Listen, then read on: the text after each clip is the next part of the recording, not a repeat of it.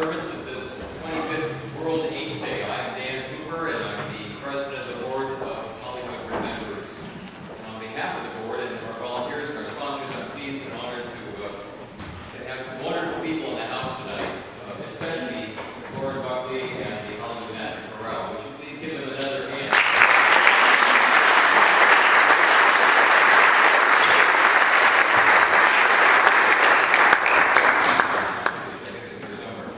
Before I forget, my brief plug for them is that 2 weeks from tomorrow, there will be the National Chorale's holiday concerts here in this house. And lo and behold, there are tickets available outside tonight. So if you would like to hear, I'm sure, a full-blown holiday concert with them, they're excellent. They'll be doing some diverse and amazing music as they always do. Hollywood Remembers came into being officially over 4 years ago. And yet many of us have been deeply involved in the battle against HIV and AIDS, even long before this organization came into being. For the last 6 years, I think at least, on December 1 or the day before or after, wherever we can, we've invited the community to address the struggle and to celebrate the process of moving against HIV, to remember those who are too easily forgotten.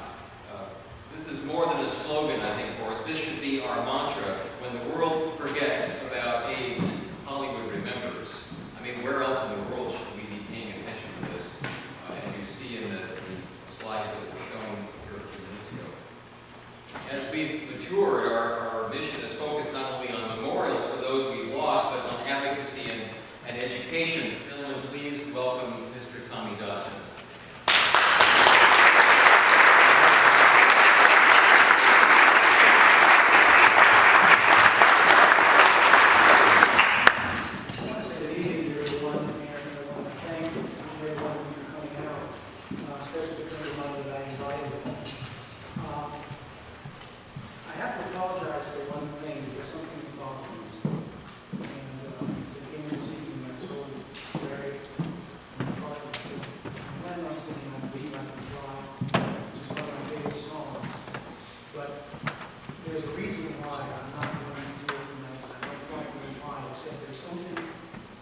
Someone here needs to hear. And it's another song I'm going to do it for you. And you know who you are.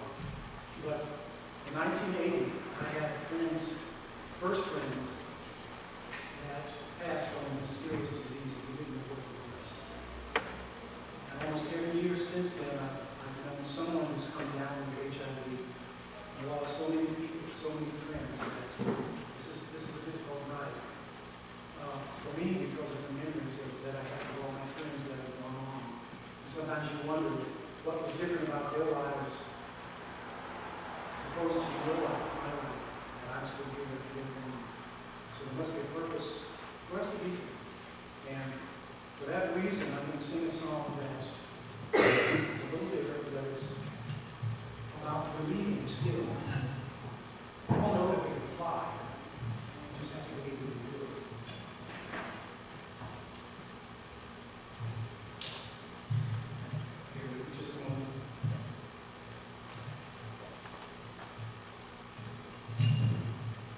Stop believing.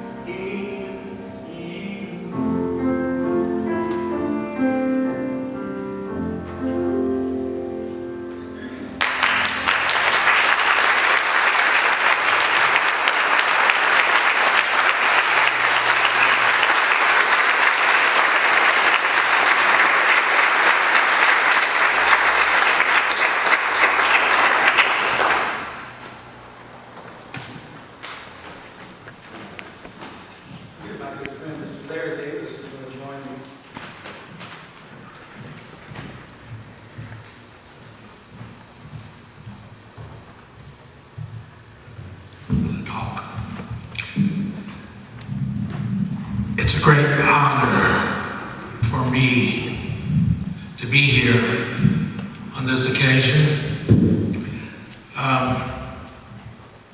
When Mr. Ted Goulet approached me to be part of this acknowledgement, I wondered why he picked me. He wanted me to do a special song. Now, I have to tell you a little bit of history about the song.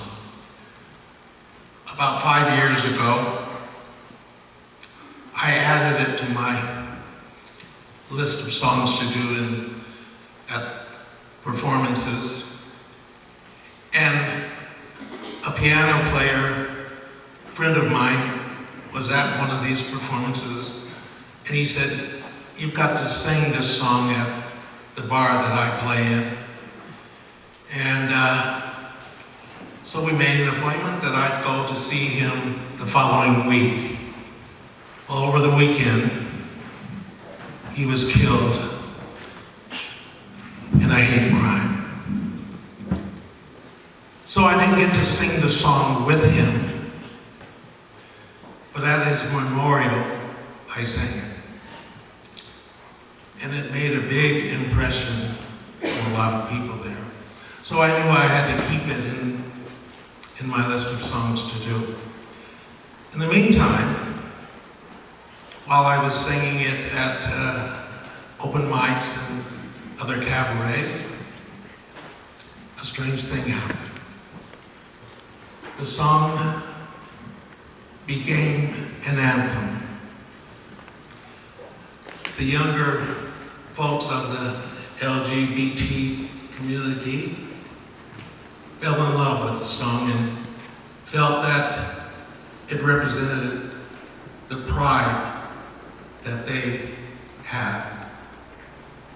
And since I'm a part of that same community, I'm very happy to sing this song. It comes from a children's TV show, and you've all heard it. It's a simple song, but it has a lot of power.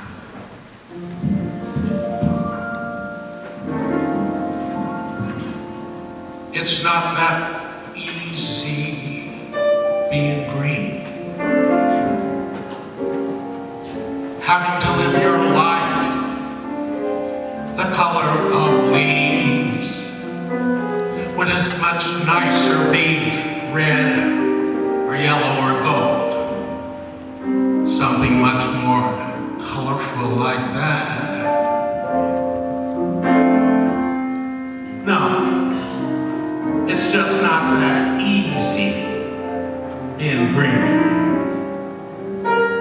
It seems like you blend in with so many other ordinary things that people tend to pass you over because you're not standing out like shiny sparkles on the water or stars in the sky. But green is the color of spring, and green can be cool and friendly like.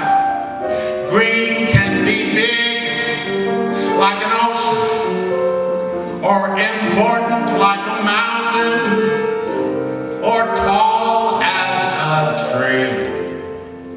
When green is all there is to be,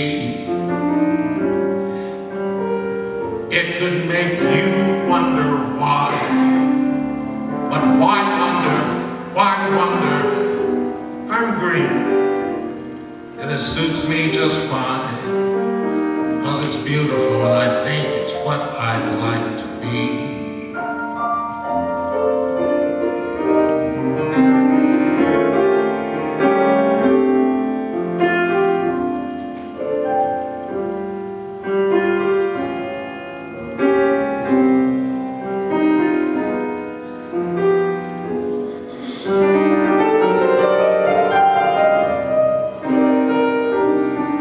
Mr. Tommy Dodson on the keys.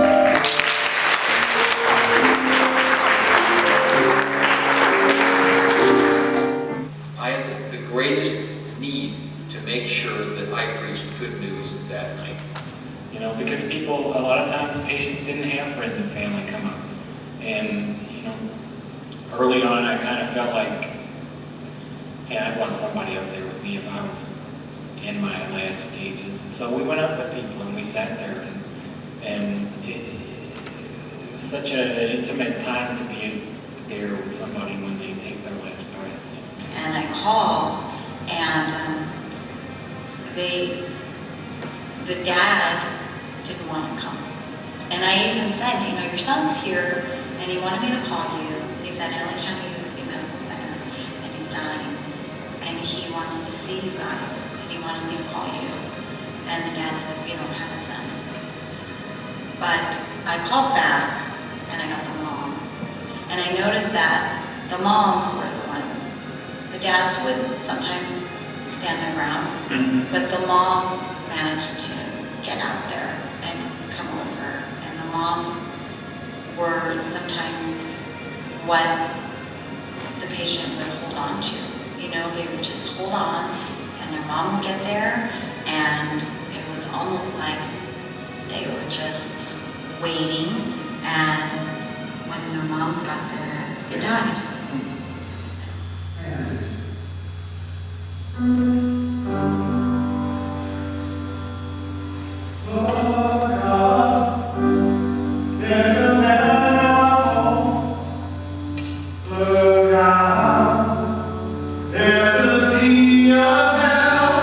Los Angeles, a group of physicians and nurses at County USC Medical Center found themselves to be the first warriors in this epic struggle, setting the standard and defining the unknown. The work continues to this day. It was very frightening for me because I soon discovered that all of my patients had suicide kits. Things that I still do now that I did then, I help people. I give them hugs. And I want them to know that he was loved in the local community, that he made an important contribution, that he was very definitely a child of God, and that he was in God's safekeeping now. This is the 3rd anniversary of Hollywood Remembers. World AIDS Day is tomorrow, and tonight they emphasize the importance of education and awareness at Hollywood Lutheran Church. Gigi Garcia is there live. Gigi. And at tonight's special service, there was no preaching and there was no sermon. Instead, it was all about celebrating and honoring the many lives lost to the AIDS epidemic. When I started, it was helping people die, and now it's helping people live.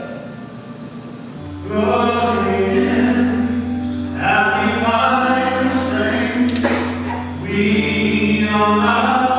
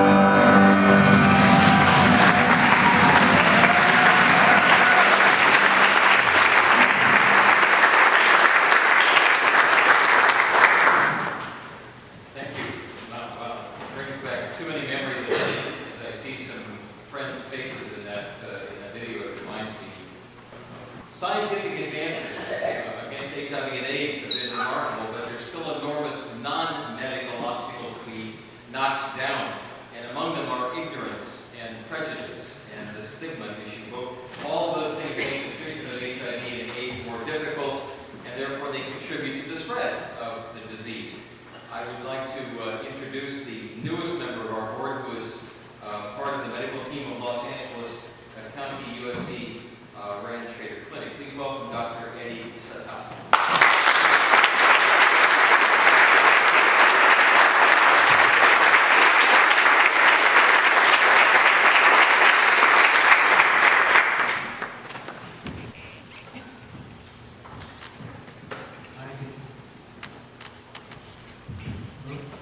Everybody ready?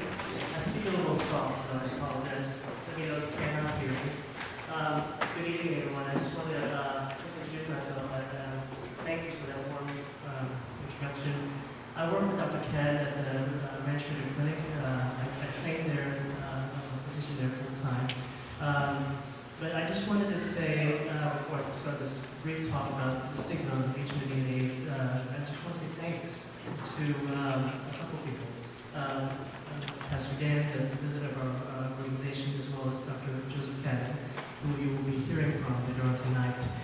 He was actually the one who encouraged me and got me interested in being a part of this wonderful organization. I'm thrilled to be here with you tonight, and I'm humbled and to have seen what we just saw, what this group has been trying to do and has accomplished and will continue to accomplish for the next many years to come. So I'm thrilled to be part of this. Thank you. The next 8-10 minutes or so, I'd just like to speak to you a little bit about the stigma of HIV. First, I just want to just go over the brief stats about where we come. It's been 30 plus years with our experience with this epidemic. More than 30 million people have perished and passed on from this disease. But still more people are living here today with this HIV disease as a chronic illness. 1.2 million here in the United States, over 34 million worldwide. We are blessed. We have all these progress and success with treatment options, with testing availability, with the care that we are able to give at various places around the city, around the country, around the world. Regimens are getting smaller, less side effects. Patients are having higher quality of life. They're living longer. Very, very good. I mean, we're ecstatic about what we've done so far. But I want to propose tonight that we have still a lot of work to do. But it's in regards to the stigma of HIV and AIDS. It's crippling, to say the least. We could be going so much further if we are able to address and acknowledge the issue of stigma with this particular disease. Particularly, I'm referring to the fact that 20 to 30% of patients who are living with HIV/AIDS right now do not even know they have HIV. There's an ongoing transmission of this virus that has not changed significantly in the past years, although patients are living longer. It's about 46 to 52,000 people newly diagnosed per year. And why is that? I think it's obvious. You know, we need to get more people aware of this disease, not just at the clinics or not just at the hospital, but out in the community where we are now, similar to what we're doing tonight. It's alarming that every 10 minutes a new person is diagnosed with this disease. We've come a long way. It's been a long, winding road, but we have yet more to do. Stigma of HIV, people make all kinds of excuses about it being difficult to study because it's difficult to define, difficult to quantify, difficult to assess its impact and devise ways to get around it or make it better.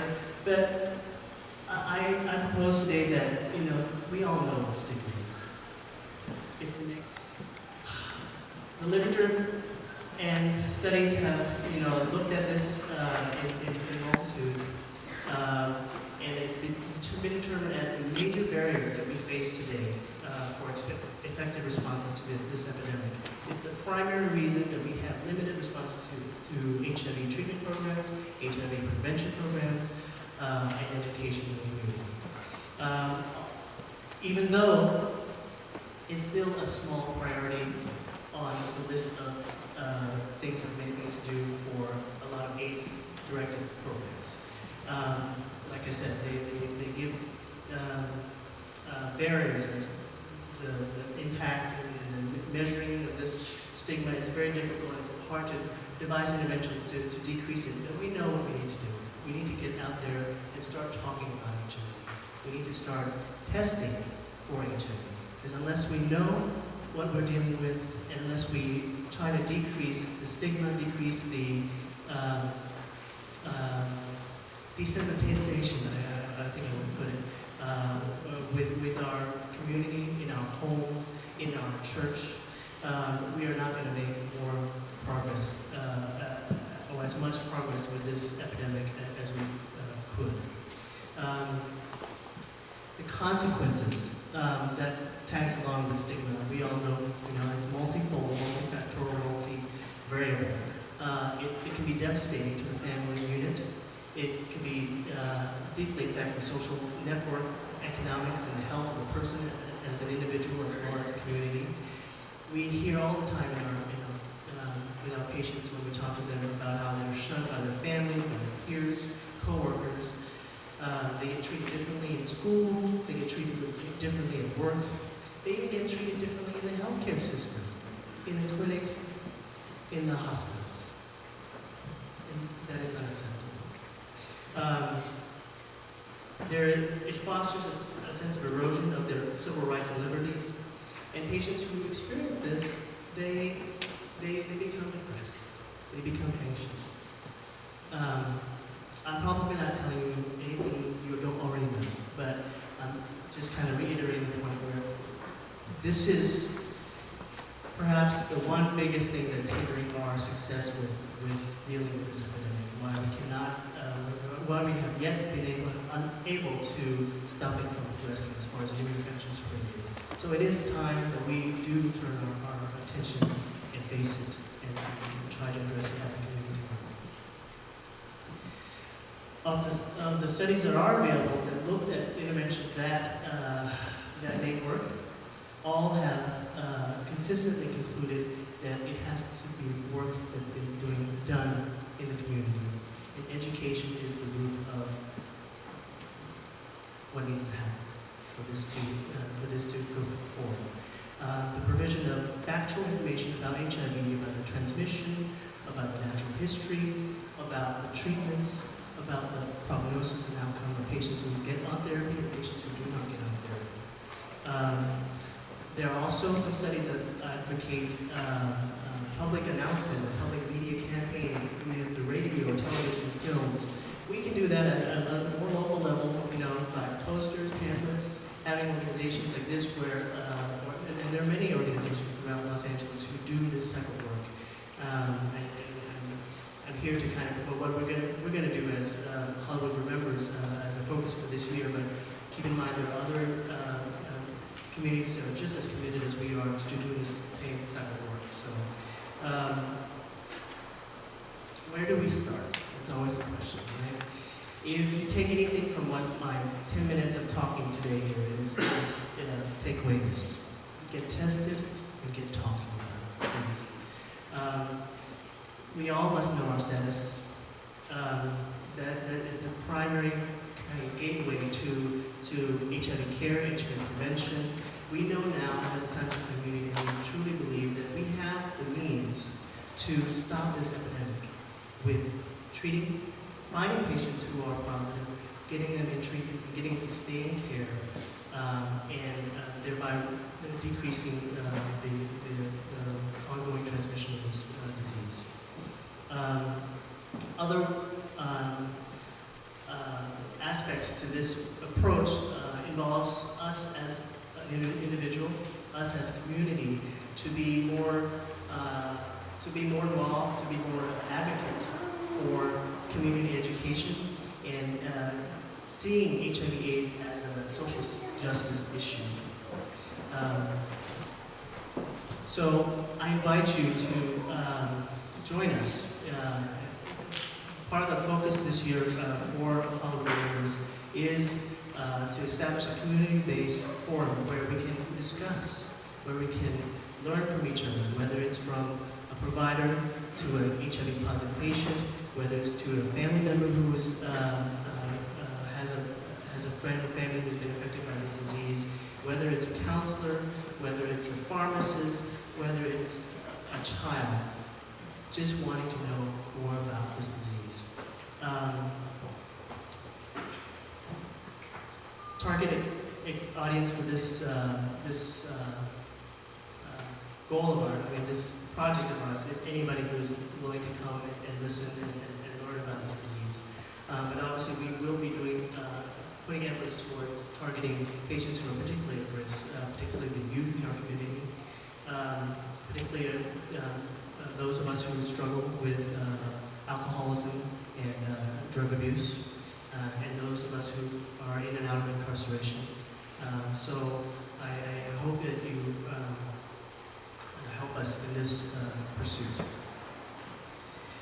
Lastly, I just wanted to leave a note of getting each one of us to kind of think about what we can do as an individual. How it can be as simple as keeping an open mind about this, being an advocate for projects like this. It can be as simple as, if you're not affected by the disease, to get tested on a regular basis, to encourage your friends to do the same. It could be as simple as talking to your family members about sex, about STDs, about HIV. I know how hard that can be at times, but it's something that we can't ignore anymore. We have to take responsibility to incorporate this into our life, into our family, into our friendships, into our interactions with our loved ones.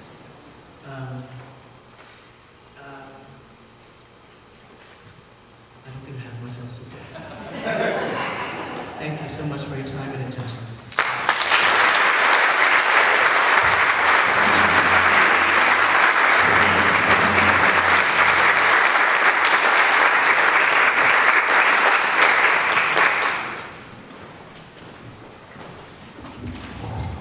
Everybody knows, I hope, that HIV and AIDS and countless other challenges in our world today require a lot of muscle that are provided by wise public policy and law and funding. And that's one of the battles we've had for a long time, of course, is getting that kind of funding. I'm pleased to know a few people in high places, and among them the Honorable Mike Gatto, who is our California Assembly member for the 43rd District. We invited Mr. Gatto to be here tonight, but he had made a prior commitment, I guess, for the Montrose Christmas Parade or some good, wholesome community thing. But here at his place, please welcome a key member of his staff, Mr. Justin Hager. Justin?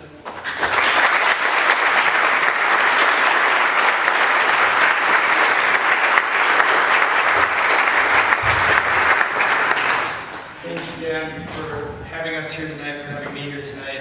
I do send my regrets from the Assemblyman. He is currently riding in the back of the car with his, I believe we're up to 5-week-old daughter now, in the Montrose Christmas Parade. So he does send his deepest regrets and his deepest regards and gratitude to all of you for coming and being a part of this amazing evening. My name is Justin Hager. I am the Communications Director for Assemblymember Mike Gatto, and I also happen to be a member of the LGBT community. I've organized World AIDS Day events for the last 11 years, and I'm really excited to have just moved to Los Angeles a couple months ago and to be a part of an event like this with such a strong, amazing group of community members and amazing leaders like Pastor Dan. This World AIDS Day is particularly significant to me because one of my best friends was diagnosed just 3 months ago and tested positive. And so as I talked to him and we worked together through that moment in his life, it's wonderful for me to be able to speak to him and to tell him with a clear conscience that there is such a strong community that is supporting him and supporting people like him, supporting the search to find a cure, and supporting ending stigmas. So with that in mind, it is my pleasure on behalf of Assemblyman Gatto to present to Hollywood members a resolution from the California State Assembly recognizing Hollywood Remembers for their work on HIV and AIDS education, HIV and AIDS research, and most importantly, building a strong foundation and community to ensure that people who test positive, people who are struggling with this disease, and people who are family members and community members of those struggling with this disease know that they are supported. So thank you all for being here, and thank you to Pastor Dan and to Hollywood Remembers, all the board members. You're wonderful. We really appreciate it.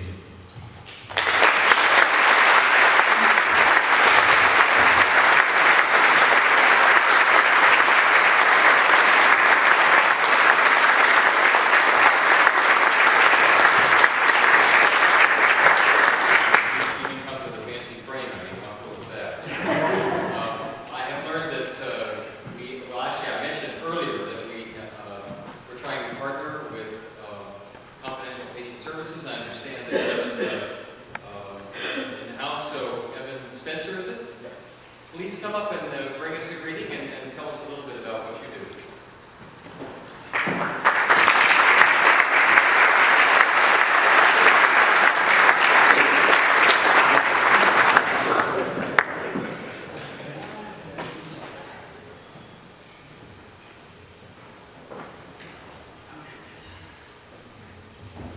I think this is the first time I've actually had something to stand behind. Normally I kind of wander around the stage a little bit.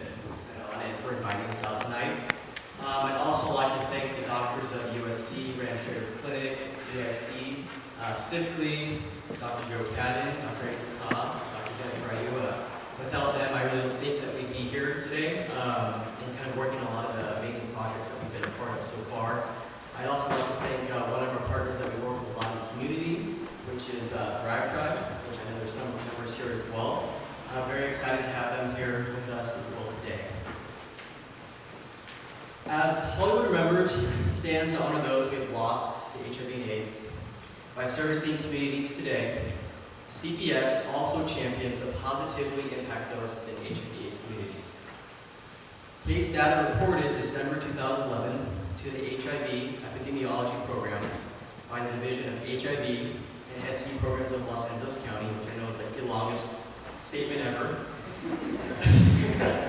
It's like the only reason why I brought this up here, because I didn't want to remember that name. Reported that there are an estimated 59,500 cases of HIV/AIDS in Los Angeles County alone. However, as Dr. Eddie spoke of as well, all too often we see that patients are sometimes subjected to unfair treatment, poor care, to the point where sometimes the concept of a standard of care is lowered, and people feel like this is what they deserve, or this is what's available to them. That's actually one of the major goals that the CPS program tries to fight on a regular basis. We really believe that connecting patients with quality, caring providers, pharmacies, doctors, case managers, and other medical staff create a very strong and open relationship, not only for the patients, but for our organization as well. The goal behind this is really, instead of giving a blind referral, we have personal relationships with the organizations we work with. For example, with Rand Schrader Clinic, we know Dr. Sapah, we know Dr. Cadden, Dr. Ryu. We're very friendly with them on a basis where I feel very comfortable referring a patient to that clinic because I know they'll get the care. Same thing with housing case management, same thing with insurance. All these practices are things that we push out, and the best part about the program is that it's mobile and we actually can go to the patients and talk to them in the comfort and confidentiality of their own homes. For those of you not familiar with the actual other services and confidential patient services, I will briefly elaborate on what we do. We are a support and patient navigation program aimed toward providing overall wellness and aimed at improving the overall wellness and lifestyles of individuals with HIV/AIDS, hepatitis C, and cancer. By working with a network of pharmacies, doctors, and providers, we feel that we're most able to provide these services on a timely basis. We have large groups of case managers actually directed to small groups of patients. What this means is that when a patient comes into the program, we really just attack every issue they have. A lot of times for us, the main issue is going to be housing. And after housing, you have a strong base. We'll move forward from there with other programs such as financial assistance or food assistance. And all these things are either run through our own program or other federally or state subsidized programs as well.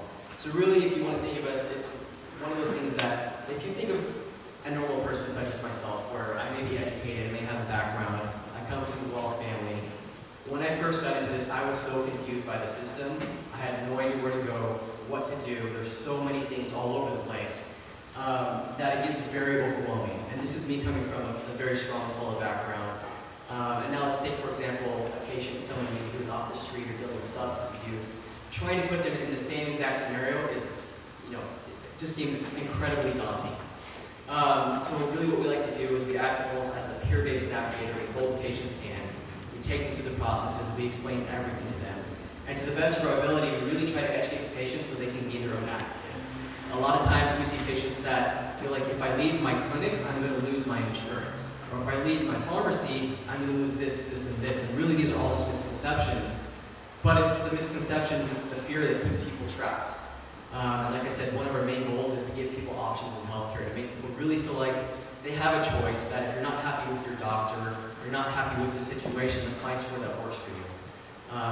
And really after you have that really good relationship, things like compliance, things like stigma, a lot of things start to fade away when you feel like you have a good working relationship with your provider. Another major service we work on is insurance enrollment, housing assistance, financial assistance, which is SSI, SSDI, etc. Food assistance, which is a big program that we have as well, because a lot of times what we're seeing is that as providers see patients a lot of times just as the disease state. They may ask you how you're feeling, how you're doing, but a lot of times they feel asked, are you getting ample nutrition at home? Are you in a place mentally where you're okay or that you're stable? There's a lot of questions, and I know obviously it depends on the provider, but something as little as, hey, I don't have enough money to buy food this week. Or, hey, I won't pick up my meds this week because I have a $10 copay. These are all things that we've heard from patients. Things that you normally wouldn't think would be an issue, but something as small as a $10 copay would keep someone from picking up their medications for a month or for weeks, and for taking themselves to where they just feel mentally discouraged and end up in a place where they really don't even want to be compliant anymore. Or it's just a lot easier to ignore their problems. So really what we try to do is really kind of, like I said, hold their hand, make them feel like there's someone there, someone constant in their lives. And we do it, like I said, in very small teams, so a lot of our times, our patient care specialists have very personal relationships with the patients that we service. I'm also very happy to announce, we're obviously working on a great relationship now with Hollywood Remembers. We also have another relationship that's kind of coming down the line as well with an organization called the AIDS Assistance Foundation. They're going to be opening a new free clinic and wellness center here shortly in downtown Los Angeles. So we're happy to be supporting them and hopefully be collaborating with them more in the future. I'm very happy because they have a very prestigious board of directors with them, so we're very interested in working with them. And finally, I would just like to once again thank you very much for inviting us here tonight. If you have any questions, we actually have about 8 employees kind of scattered around the room. But you can either come to me or you can come up to one of them and ask questions about if you have referrals, you have questions on how the program works, funding, things like this. Please feel free to come and ask me and talk to me about it. I'm more than happy to explain that to you. But besides that, I'd like to thank everyone for coming tonight and showing your dedication to the communities that we service, and for taking the time to listen to me ramble on for about 10 minutes here. So thank you very much, everyone. I really appreciate it.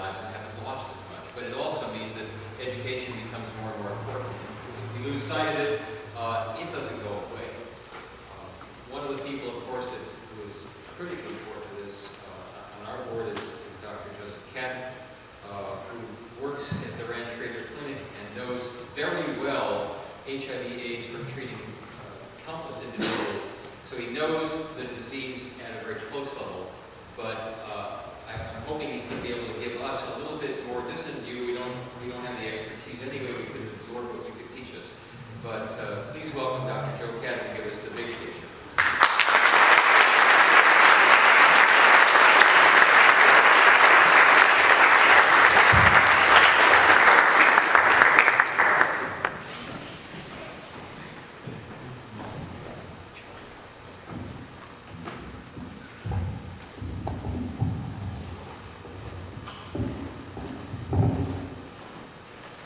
Good evening. I don't know how big a picture you want, but I'm going to keep it concise. I want to welcome everyone here this evening. Thank you for coming out. I want to welcome and thank the wonderful talent and performers that we have, the other speakers. Thank you for coming, the wonderful volunteers that have helped make this evening, and my fellow board members who've gone through the pains of putting up with board meetings with me and going through the measures of producing events. And on a continuous basis, the community education that Dr. Satan and I do on a regular basis, we rely on a lot of their support. I also want to mention, although it is in the program, we are doing free HIV testing here. We have actually one of my coworkers at the clinic, Rosa, raise your hand if you don't mind. Rosa is one of our testers. She's actually going to be performing testing. It's just around the corner. It's in the hallway. It's marked on the doorway. HIV testing is free, confidential, and if you'd like to get tested, see her afterwards. We'll be doing it as long as we have people to test. First slide.